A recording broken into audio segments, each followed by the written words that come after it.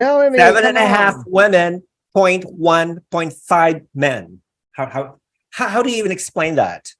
How do you even explain that? Anyways, Rafa, I think that I will repeat myself again. Rafa. I hate seeing, first of all, the messages that they said in Noemi, you can tell me if I'm right, but when they were talking about the woman empowerment thing and this pageant is for women, run by women, for women, blah, blah, blah, everyone was like this.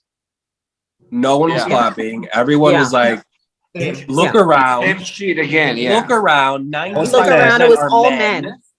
All men. 95% of men are the one buying your tickets. Yeah, correct. There's men behind every single woman on this stage. Thank you. Yep. Please, we can be feminist. Most of the security staff are men. Most of them are men. Mm-hmm. It doesn't make sense. I hate the message that she did, and that's probably the part that I most did not enjoy was that exclusion and being like women. Yes, I'm for women. I am for women. I was there for these women. Right. But it doesn't mean that I'm less of a feminist because I'm a man. Like I can be a feminist and be a man. I'm supporting these women. I'm all for these women. You don't have to exclude me when it is not secret that every single girl on that stage had maybe 1, 2, 3, 4 gay men behind them, supporting them, helping them, making them be what they are, or 10, So it makes me really mad. Correct, Brian. Having a man there does not take away from women. Exactly. And then seeing the judges only be women, rumors are going around that it's going to change, which thank God. But it makes me kind of mad. Like Big Frida was the only like male representation in that selection committee, and it actually made me a little bit happier because it's like, bro, like you're literally talking about women, about being for women, but then you have Ton being the right hand man or the right hand of Anne, and you just have so many people just that are men here. Like, why are we pretending? And here's a little tea.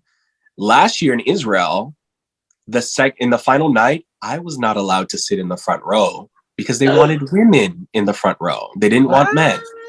No, what's up with those? What was up with those crazy men though? In the in that pit, they were so distracting, right? Remember in Israel when you had a bunch of guys just like waving and acting like that was really disappointing, Brian, that they wouldn't let you sit at the front row. But then all in the people prelims in that pit.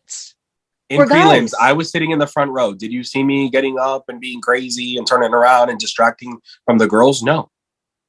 But then at the final night, they told us, "Oh yeah, we want women in the front, not men."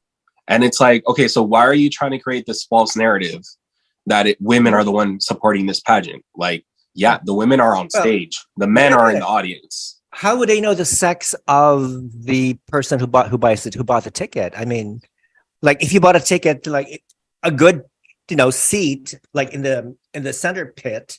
Well, in that case, it was the fan pit, and they didn't sell those tickets. They gave it out to people that were in Israel. So I think that's why.